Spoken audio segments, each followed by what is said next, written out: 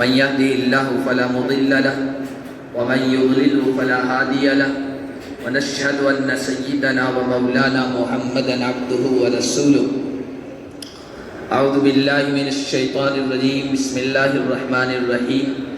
يا أيها الناس اتقوا ربكم الذي خلقكم من نفس واحدة وخلق منها زوجها وبث منهما رجالا كثيرا ونساء واتقوا الله الذي تساءلون به والأرحام إن الله كان عليكم رقيبا. وقال تعالى يا أيها الذين آمنوا اتقوا الله حق تقاته ولا تموتن إلا وأنتم مسلمون. وقال تعالى يا أيها الذين آمنوا اتقوا الله وقولوا قولا سديدا يصلح لكم أعمالكم ويغفر لكم ذنوبكم ومن يطع الله ورسوله فقد فاز فوزا عظيما. وقال النبي صلى الله عليه وسلم النكاح من سنتي وقد قال فمن رغب عن سنتي فليس مني او كما قال النبي صلی اللہ علیہ وسلم. محترم بزرگوں اور عزیز دینی بھائیوں،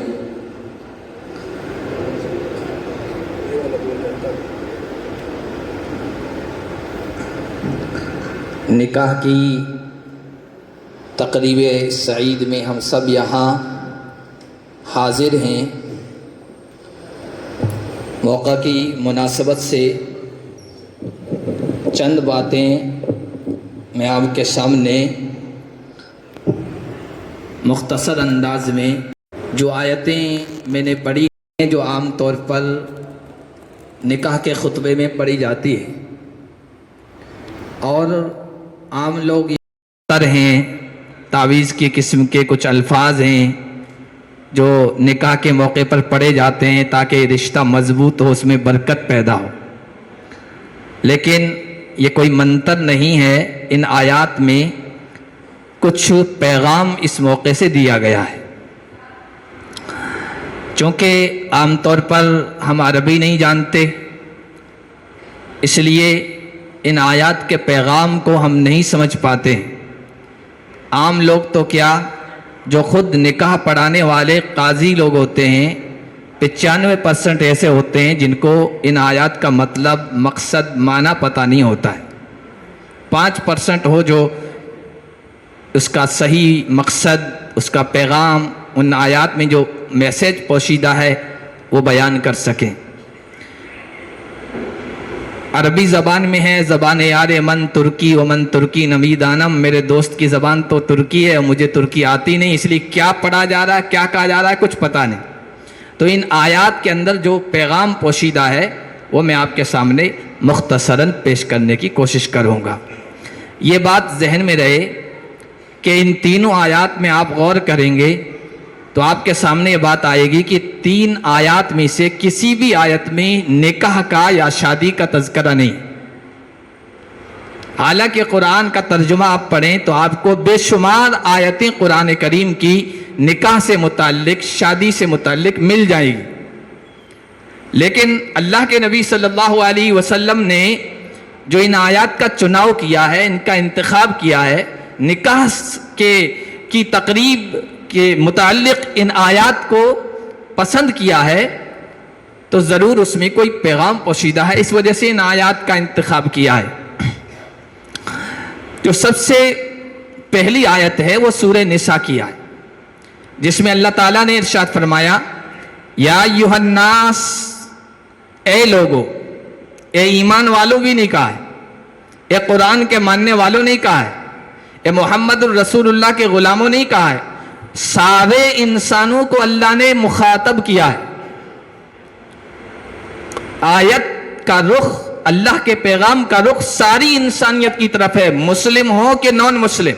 یا ایھا الناس، اے لوگو، اس رب سے ڈرو، اس رب کا تقوی اختیار کرو جس نے تم کو ایک جان سے پیدا کیا. خلقکم من نفس واحدہ، وہ ایک جان حضرت آدم علیہ السلام ہے. وخلق منہا زوجہا، اور اس ایک جان سے اس کے جوڑے کو پیدا فرمایا، حضرت حوا کو. ایک ماں باپ کی اولاد ہو سب، خلقکم من نفس واحدہ وخلق منہا زوجہا وبث منہما رجالا کثیرا ونساء، اور پھر اس جوڑے سے اللہ نے بہت سارے مرد بہت ساری عورتیں پیدا فرمائی. آگے ذریت چلی، نسل چلی، ایک مرد ایک عورت، یعنی آدم اور حوا سے، تو سب ایک ماں باپ کی اولاد ہیں. جب ایک ماں باپ کی اولاد ہے تو سب برابر ہیں، کوئی اونچا نہیں، کوئی نیچا نہیں، کوئی وزیر نہیں، کوئی شریف نہیں، کوئی اعلیٰ نہیں، کوئی ادنا نہیں، کوئی بلند رتبہ نہیں، کوئی حقیر نہیں. ایک باپ کی 5 اولاد ہے تو ان میں سے کسی کے بارے میں یہ نہیں کہتے کہ اس کی برادری فلاں ہے، اس کی برادری فلاں ہے، اس کی برادری فلاں ہے. 5 کے بارے میں کہتے ہیں ایک ماں باپ کی اولاد ہے. تو جب ساری انسانیت آدم اور حوا کی سنتان ہے، اولاد ہے، تو سب برابر ہیں. پھر برادریاں کیوں پیدا کی؟ تو اللہ نے دوسری جگہ قرآن کریم میں سورۃ الحجرات میں اس کو واضح فرمایا ہے. وہاں بھی یہی فرمایا، یا ایھا الناس انا خلقناکم من ذکر وانثی وجعلناکم شعوبا وقبائل لتعارفوا. اے لوگو، ہم نے تم کو ایک آدمی ایک عورت سے پیدا کیا ہے، ایک مرد ایک عورت سے پیدا کیا ہے، اور پھر تمہاری آگے برادریاں، خاندان، قبیلے یہ تمہارے پیدا کیے ہیں. اس طرح تم کو تقسیم کیا ہے. یہ تقسیم اونچ نیچ کے لیے نہیں ہے، یہ تقسیم کوئی بلند رتبہ ہے، کوئی نیچے رتبے والا ہے، کوئی شودر ہے، کوئی ملیچ ہے، کوئی اعلیٰ ہے، نہیں. اس کے لیے ہم نے تم کو نہیں پیدا کیا ہے. یہ خاندان نہیں بنائے، خاندان اس لیے بنائے لتعارفوا، تاکہ تمہاری پہچان ہو، تعارف ہو. عبد الکریم نام کے کئی لوگ ہیں. عبد الکریم یہ بات کہہ رہا تھا تو آپ پوچھیں گے بھائی بہت سارے، کون سا عبد الکریم؟ کہ فلاں خاندان کا عبد الکریم. بس انٹروڈکشن کے لیے، پہچان اور پریچے کے لیے برادریاں ہیں، خاندان ہیں. اس کی وجہ سے کسی کو اونچا و نیچا نہیں قرار دیا جا سکتا ہے. یہ اسلام کی بنیادی تعلیم ہے، جسے ہم مساوات کہیں، جسے سمانتا کہیں، جسے برابری کہیں. اور یہ اسلام کی ان اہم خوبیوں میں سے ایک ہے جس کی وجہ سے اسلام دنیا میں پھیلا ہے. آج آپ دیکھیے، آپ مختلف برادریوں کے، مختلف قبیلوں کے، مختلف خاندانوں کے، مختلف رنگ کے، مختلف سائز کے لوگ سب یہاں بیٹھے ہیں. اور ابھی ہم نے نماز پڑھی ہے. علامہ اقبال نے اسی موقع کے لیے کہا تھا کہ آ گیا عین لڑائی میں گر وقت نماز، قبلہ رو ہو کے زمیں بوس ہوئی قوم حجاز. ایک ہی سب میں کھڑے ہو گئے محمود و ایاز، نہ کوئی بندہ رہا نہ کوئی بندہ نواز. بندہ و صاحب و محتاج و غنی سب ایک ہوئے، تیرے دربار میں پہنچے تو سب ایک ہوئے. یہ مساوات ہے، برابری ہے. اے لوگو، ہم نے تم کو ایک مرد ایک عورت سے پیدا کیا، اور پھر آگے خاندان اور ذریت و نسل چلائی. واتقوا اللہ الذی تساءلون بہ والارحام. آگے اللہ نے کہا، پھر تقوی کا لفظ ہے. شروع آیت میں بھی یا ایھا الناس اتقوا، پھر دوبارہ واتقوا کہا ہے. تقوی کا مطلب ہوتا ہے اللہ کا پاس و لحاظ کر کے زندگی گزارنا. جس شخص میں اللہ کا پاس و لحاظ ہوگا وہ زندگی کے ہر مرحلے میں ایک ایک قدم پھونک کے اٹھائے گا. وہ اللہ کا بھی حق ادا کرے گا، اللہ کے بندوں کا بھی حق ادا کرے گا. اور یہ ایک نیا رشتہ جڑ رہا ہے، ایک لڑکا ایک لڑکی نئے رشتے میں، ایک نئے بندھن میں بندھ رہے ہیں. 2 خاندانوں کا آپس میں ملاپ ہو رہا ہے. اس موقع پر 2 بار یاد دلایا جا رہا، واتقوا اللہ، اللہ کا پاس و لحاظ رکھنا. اللہ کا پاس و لحاظ ہوگا، تنہائی میں بھی ہوگا انسان وہ اللہ کا حکم پورا کرے گا، مجمع میں بھی ہوگا تب بھی اللہ کا حکم پورا کرے گا، خلوت میں بھی ہوگا تب بھی اللہ کا خوف رہے گا، جلوت میں لوگوں کے درمیان ہوگا تب بھی اللہ کا شریعت کا حکم پورا کرے گا. اسی لیے حسن بصری رحمت اللہ علیہ سید التابعین ہیں، ان سے ایک آدمی نے آ کے پوچھا، میری ایک بیٹی ہے، اس کے مختلف رشتے آ رہے ہیں، میں کس رشتے کو ترجیح دوں؟ تو انہوں نے کہا کہ تم اپنی بچی کا، بیٹی کا ہاتھ متقی کے ہاتھ میں دے دو، اللہ کا ڈر رکھنے والے کے ہاتھ میں دے دو، پرہیزگار کے ہاتھ میں اپنی بیٹی کا ہاتھ پکڑا دو. اس لیے کہ اگر وہ تمہاری بیٹی اس کو پسند آئی تو اس کی زندگی خوشحال ہو جائے گی، اور اگر پسند نہیں آئی تو اس سے نفرت نہیں کرے گا، کم از کم اس کا حق ادا کرتا رہے گا اللہ سے ڈرتے ہوئے کہ اب رشتے میں بندھ گئے ہیں، اب ہمیں اس کو چلانا ہے. اس لیے کہا واتقوا اللہ الذی تساءلون بہ والارحام، اس اللہ سے ڈرو جس کا نام دے کر، جس کا واسطہ دے کر تم اللہ سے سوال کرتے ہو۔ رشتے بھی بعض مرتبہ ہم اللہ کے واسطے رشتہ دے دو، کوئی چیز مانگتے ہیں اللہ کا واسطہ، اللہ کا نام ہم بیچ میں لاتے ہیں، تو اللہ کا واسطہ دے کر تم نے رشتہ کیا ہے، اللہ کا واسطہ دے کر، اللہ کا عظمت والا نام لے کر تم بہت سارے معاملات انجام دیتے ہو۔ اس لیے اللہ کے نام کا خیال رکھنا ہے اور ہر موقع پہ خیال رکھنا ہے۔ رشتہ تو مانگا اللہ کا نام دے کر، اللہ کا واسطہ بیچ میں لا کر، جب اللہ کا حکم پورا کرنے کی نوبت آئی اور موقع آیا، شادی کا، بیاہ کا اور نکاح کا اور اس طرح کے دوسرے موقع، اس وقت اللہ کو بیچ میں سے ہٹا دیتے ہو۔ اس وقت اللہ کا واسطہ نہیں آتا ہے، برادری کا واسطہ آ جاتا ہے، خاندان کا واسطہ آ جاتا ہے کہ ہمارے خاندان میں یہ روایت رہی ہے، یہ رسم رہا ہے، یہ چیزیں شادی کے موقع پر کی جاتی ہے، بھائی ہمیں بھی کرنا پڑے گا ورنہ ناک کٹ جائے گی۔ اللہ کے واسطہ بیچ میں لا کر مانگتے ہو تو نکاح اور شادی کے موقع پہ بھی اللہ کا واسطہ بیچ میں رکھو اور رسم اور رواج اور غلط خرافات قسم کی چیزوں کو ہٹا دو، اللہ کی عظمت کو سامنے رکھ کر یہ رشتہ تم قائم کرو۔ واتقوا اللہ الذی تساءلون بہ والارحام، ایک لفظ اور اللہ نے بڑھایا، دیکھو رشتہ داری کا خیال رکھنا ہے۔ یہ جو رشتہ نیا وجود میں آ رہا ہے نا، یہ بھی بہت نازک رشتہ ہے، بہت مقدس رشتہ ہے، اتنا مقدس رشتہ کہ سب سے پہلا رشتہ یہ جنت میں ہوا ہے آدم اور حوا کا۔ مقدس رشتہ بھی ہے، نازک رشتہ بھی ہے، لیکن پہلے بھی خون کے رشتے ہیں، ماں باپ کا رشتہ ہے، بھائی بہنوں کا رشتہ ہے، چچا پھوپھی کا رشتہ ہے، یہ جو پہلے سے رشتے قائم ہیں تو کہا کہ خصوصی طور پر ان کا بھی خیال رکھنا ہے۔ ایسا نہ ہو کہ نئے رشتے میں بند گئے اسی کا خیال رکھ رہے ہیں اور باقی رشتے بھول گئے، ایسا نہ ہو، پرانے رشتوں کا بھی خیال رکھنا ہے۔ ان اللہ کان علیکم رقیبا، اللہ دیکھ رہا ہے، اللہ ایک چیز کو ریکارڈ کر رہا ہے، اس لیے اللہ کو سامنے رکھ کر اللہ کا استحضار کر کے ہر چیز کو انجام دینا ہے۔ یہ پہلی آیت کا خلاصہ ہے۔ دوسری آیت جو قرآن کی اس موقع پہ پڑھی جاتی ہے وہ سورہ آل عمران کی ہے، چوتھے پارے کا دوسرا رکوع شروع ہو رہا ہے۔ یا ایھا الذین آمنوا اتقوا اللہ حق تقاتہ ولا تموتن الا وانتم مسلمون، اے ایمان والو اللہ سے ڈرو جیسا کہ ڈرنے کا حق ہے، اس طرح زندگی گزارو جس طرح اللہ چاہتا ہے، اور تمہاری موت نہ آئے اس حال میں کہ تم اسلام کے علاوہ کوئی اور زندگی بسر کر رہے ہو، اسلام کی حالت میں تمہاری موت آئے۔ اور اسلام کسے کہتے ہیں؟ مسلمان کسے کہتے ہیں؟ اسلام کہتے ہیں سرنڈر ہو جانے کو، بلکہ اس کا اصل ڈکشنری میں معنی دیکھیں تو اسلم کے معنی آتے ہیں اونٹ کی ناک کو چھید کر اس میں نکیل ڈالنا، مہر ڈال دینا۔ جب اونٹ کے ساتھ یہ معاملہ کر دیا جاتا ہے تو مکمل فرما بردار ہو جاتا ہے۔ اب اس کی مہر اور رسی چوہے کے منہ میں بھی آ گئی نا، چوہا آگے چلا تو اونٹ پیچھے پیچھے چل دیتا ہے، چھوٹا بچہ بھی اب اس کو لے کے چلتا ہے تو پیچھے پیچھے چل دیتا ہے، مکمل فرما بردار ہو کر۔ اسلم کے اصل معنی یہ ہے تمہاری موت اس حال میں آئے کہ تم مسلمان ہو۔ عجیب، آپ نے کبھی غور نہیں کیا ہوگا، میں آپ کو توجہ دلا رہا ہوں، نکاح کا موقع ہے، شادی کا موقع ہے، خوشی کا موقع ہے اور موت کا تذکرہ ہو رہا ہے۔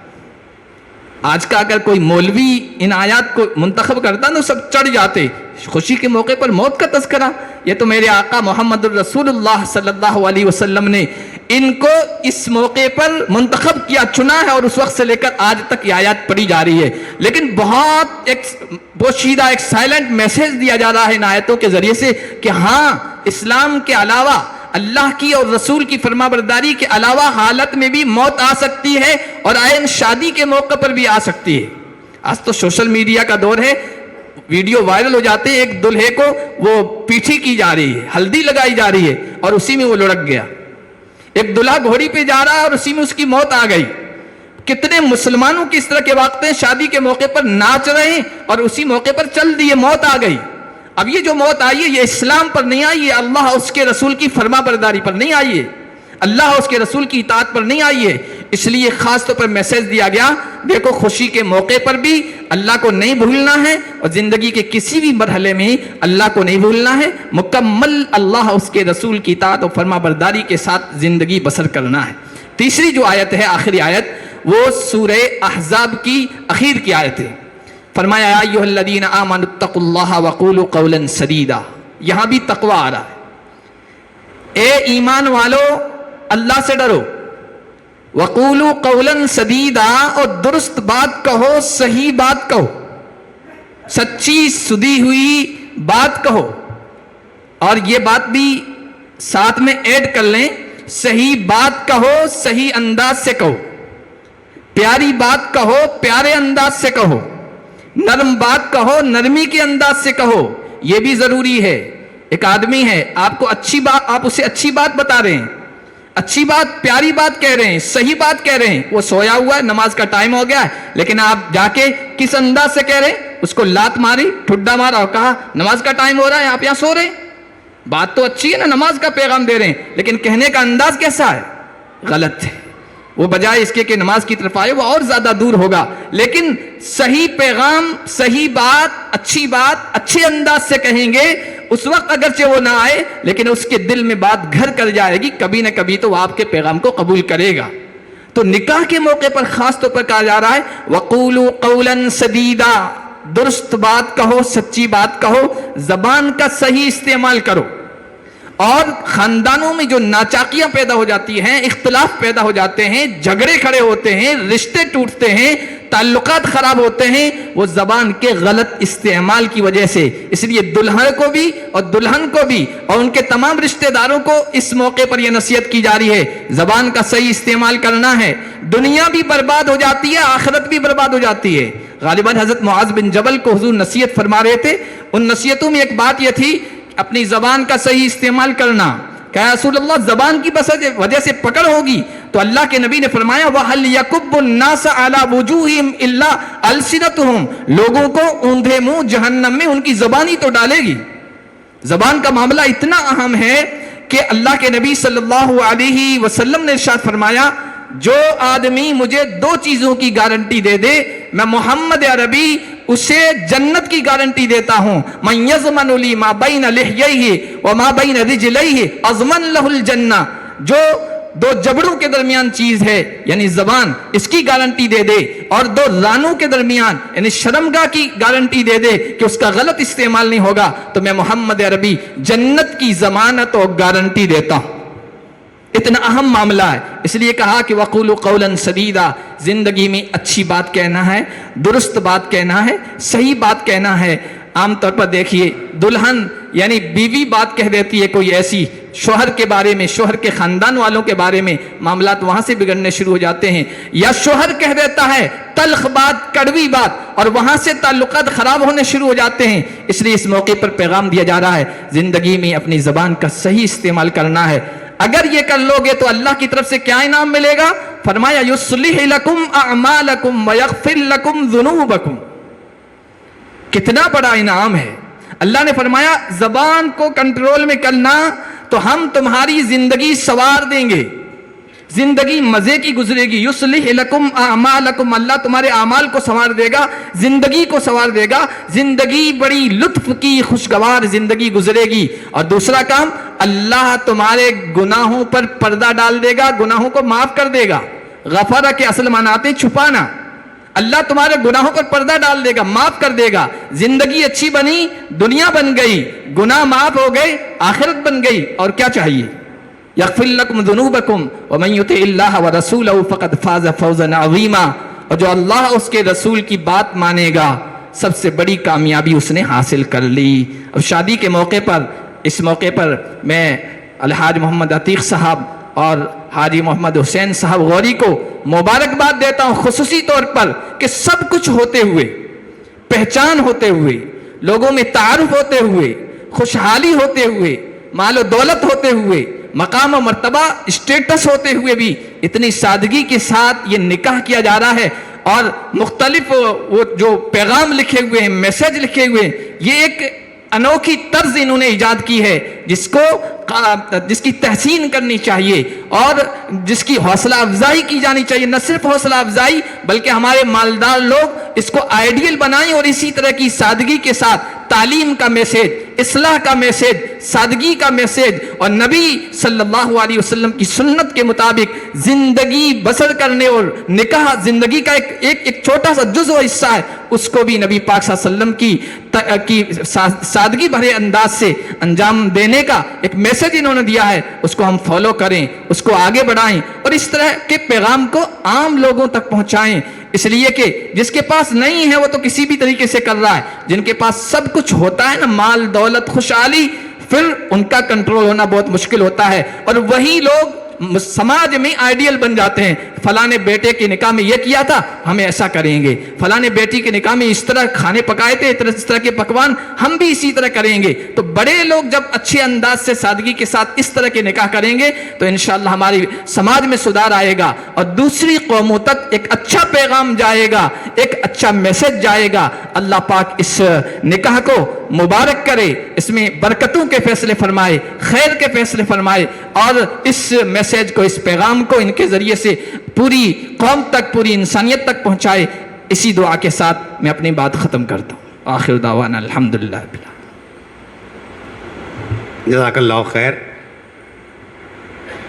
آپ سب کا میں شکر گزار ہوں کہ ہماری اس دعوت پر آپ سب اس نکاح میں تشریف لائے۔ آپ سے یہی گزارش ہے کہ جو ہے دونوں بچوں کو آپ دعاؤں سے نوازیں، اور میرا مقصد اس میں صرف یہ تھا کہ اللہ راضی رہے، اور ہم باوجود اس سب کے اس سے زیادہ کرنے کی پوزیشن کے ہوتے ہوئے بھی اللہ نے توفیق دی ہے اس کام کو انجام دیں۔ تو میں الحمدللہ آپ سے درخواست کرتا ہوں کہ میرے لیے بھی دعا کریں، میرے اہل خانہ کے لیے بھی دعا کریں، اور سبھی لوگوں کے لیے دعا کریں کہ اللہ ہم سب کو نیک توفیق دے۔ اس موقع پر ایک اور جو چیز ہمارے گھر سے شروع کی جا رہی ہے وہ میں آپ کے سامنے پیش کرنا چاہوں گا۔ ہم نے بچی خدیجہ کا نام حضرت ام المؤمنین حضرت خدیجہ کے نام سے ہے، تو ہم نے حضرت ام المؤمنین حضرت خدیجہ کے نام سے ایک ٹرسٹ بنوایا ہے، جس کے اندر ہم انشاءاللہ 10 لاکھ روپے کا انویسٹمنٹ کریں گے، اور اس ٹرسٹ کی چیئرپرسن بچی خدیجہ ہی رہے گی، اور اس کے ذمہ رہے گا کہ تعلیم کے کام کو اور دوسرے کاموں کو کیسے آگے بڑھا سکے، تاکہ کل کو یہ بھی نہیں کہے کہ جو ہے وہ بچی کو انہوں نے خالی ہاتھ روانہ کر دیا۔ دیکھیں ہمارے گھر کا رواج ہے کہ ہماری جائیداد کے اندر جو بچیوں کا حق اللہ اور اس کے رسول نے مقرر کر دیا ہے وہ لازمی ہے، اس میں کہیں مفر نہیں ہے، یہ بنیادی فرض ہے جس کو ہمیں ادا کرنا چاہیے، اور اللہ کا شکر ہے کہ اہل عشق منزل اس کو ادا کرتے ہیں الحمدللہ۔ ایک دفعہ یہ پھر ہم کام شروع کر رہے ہیں کہ اس سے جو ہے بچوں کو نصیحت ملے گی کہ اللہ واسطے کے کاموں میں، غریبوں کے کام آنے کے لیے، تعلیم کے لیے آگے بڑھے اور اس کام کو آگے بڑھائیں۔ جزاک اللہ فی الدارین خیرہ۔ قاری صاحب سے صحبی وسلم تسلیما۔ ربنا آتنا فی الدنیا حسنہ وفی الآخرۃ حسنہ وقنا عذاب النار۔ ربنا لا تجعلنا فتنة للقوم الظالمین ونجنا برحمتک من القوم الکافرین۔ ربنا آتنا من لدنک رحمہ وہیئ لنا من امرنا رشدا۔ ربنا هب لنا من ازواجنا وذریاتنا قرۃ اعین واجعلنا للمتقین اماما۔ یا اللہ ہمارے گناہوں کو معاف فرما، ہماری خطاؤں سے درگزر فرما، بے شک ہم گنہگار ہیں، خطا کار ہیں، سیاہ کار ہیں، اپنے گناہوں کا اعتراف کرتے ہیں۔ مولا کریم تو ہمیں معاف فرما دے۔ دنیا بھر میں جہاں کہیں بھی علیہ السلام پریشان حال ہیں، ان کی پریشانیوں کو دور فرما، بیماروں کو شفا نصیب فرما، بے اولادوں کو اولاد نصیب فرما، جو قرضوں کے تلے دبے ہوئے ہیں ان کے قرضوں کی ادائیگی کی شکلیں پیدا فرما۔ مولا کریم جو خطرناک قسم کی بیماریوں میں مبتلا ہیں، یا اللہ تیرے نزدیک کوئی بیماری خطرناک لا علاج نہیں ہے، دنیا کے ڈاکٹروں کی نگاہوں میں کوئی بیماری لا علاج ہو سکتی ہے، تو الشافی ہے، تو علی کل شیء قدیر ہے۔ ایسے تمام بیماروں کو اپنی قدرت کاملہ سے شفاء کاملہ نصیب فرما، اور ہمیں، ہمارے والدین، ہمارے اساتذہ، طلباء، عزیز و قارب، دوست و احباب، رشتہ دار اور ہم سے محبت رکھنے والوں سب کو اس طرح کی بیماریوں سے محفوظ فرما۔ زمینی آسمانی بلاؤں سے، وباؤں سے، وائرس سے، ہر طرح کی آفت سے ہماری حفاظت فرما۔ مولا کریم زندگی کے تمام مراحل میں اپنے حکم اور اپنے نبی علیہ الصلاۃ والسلام کی سنت کے مطابق ہر عمل کو انجام دینے کی توفیق عطا فرما۔ مولا کریم اس نکاح کو خانہ آبادی کا ذریعہ بنا، میاں بیوی کے درمیان، نئے جوڑے کے درمیان محبتوں کے رشتوں کے قائم ہونے کا ذریعہ بنا، دونوں خاندانوں میں محبتوں کے بڑھنے کا ذریعہ اور سبب بنا۔ مولا کریم جو نوجوان بچے بچیاں بغیر رشتوں کے بیٹھے ہیں ان کے لیے مناسب رشتے مہیا فرما۔ مولا کریم جن جوڑوں کے درمیان آپس میں ناچاقیاں ہیں، اختلافات ہیں، ان کے اختلافات کا خاتمہ فرما، سب کو محبت بری زندگی نصیب فرما، سب کو محبت برے تعلقات، خوشگوار تعلقات نصیب فرما، آپس میں نزاعات کو، اختلافات کو ختم فرما۔ مولا کریم یہ مقدس رشتے میں نوجوان بچہ بچی بندے ہیں، یا اللہ اس میں برکت کے، خیر کے، بھلائی کے فیصلے فرما۔ مولا کریم دونوں کو اپنا اطاعت گزار بنا اور تیری اطاعت گزار نسل کے وجود میں آنے کا ذریعہ اور سبب بنا۔ ایسے مبارک موقع پر تیرے نبی پاک صلی اللہ علیہ وسلم نے اور تیرے نیک بندوں نے جو خیر کی، مبارکبادی کی، برکت کی دعائیں مانگی ہے، ہم نہیں مانگ سکے، مولا کریم اپنے کرم سے ہم سب کو اس میں سے حصہ و نصیب عطا فرما، ہماری دعاؤں کو محض اپنے فضل و کرم سے قبول فرما۔ وصلی اللہ تعالی علی خیر خلقہ محمد وآلہ وصحبہ اجمعین برحمتک یا رحمت۔